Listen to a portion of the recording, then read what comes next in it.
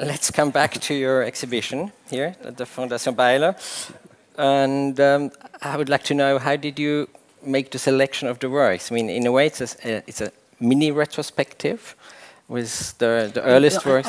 My interest really wasn't in doing the show at all if I couldn't bring Pessoa here. Because I thought, what is the point of having a retrospective of some early work? That didn't interest me. And I thought if I could bring Pessoa here, which was a work that was 2 years old. So in the entrance hall, the piece in the entrance hall. Yeah. Then I thought, well, okay, because I'd only shown Pessoa once. And then there's a piece upstairs called Olsen, which has only been shown 4 times. And I thought, it was probably built 40 years ago or 30 years ago.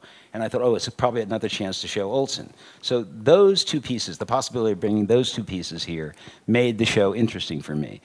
I had no idea when we were talking together that there were going to be that many Brancusis. Yeah. Because as we started, there was like 23, and then there was 28. Then I put up the work here. I put up the work here, and there were no Brancusis up at all when I left. And then I came back, and there were about 40. And you still like the idea to make the show here? No, absolutely. And we came in the other night, and there was a meeting for the donors and the people who I think helped fund this museum. And we were standing there in the room with the birds, and all of a sudden, and it was about 6 o'clock in the evening, and the light was coming through, and I looked at it and I thought, that's about as good as it gets.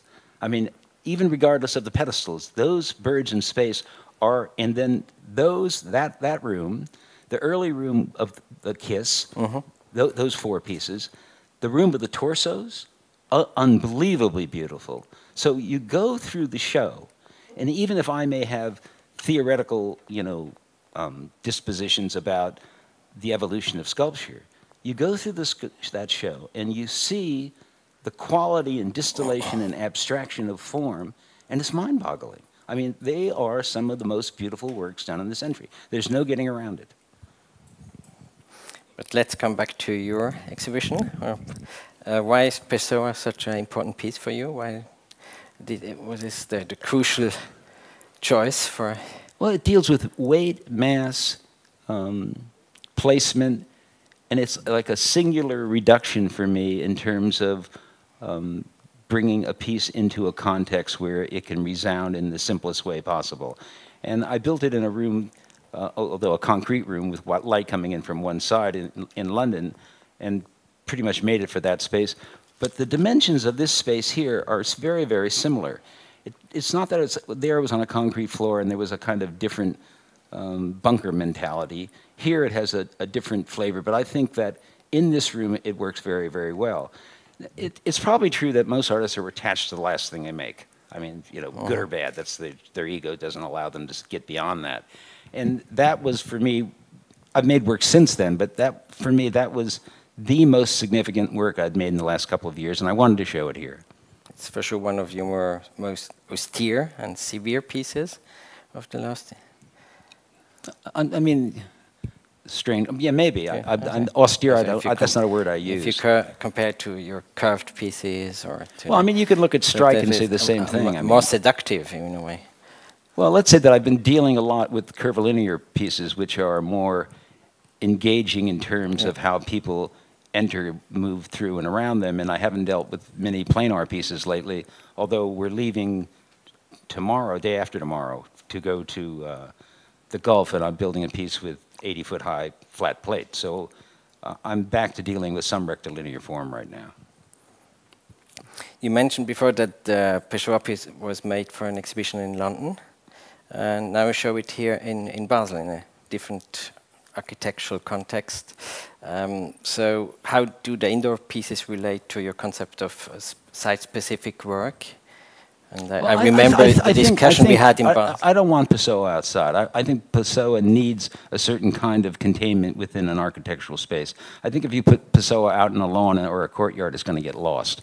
I think Pessoa collects the space if the space isn't too large. I think that's about the maximum that it can go. I think if that room were bigger, the piece wouldn't have the resonance it has. In fact, in my mind's eye, I'd like them to keep the piece here. Okay. We're going to pass the Got hat. the message. Very good. We'll take contributions later. Very good. But for indoor sculpture, the concept of site specificity is not so important then for you.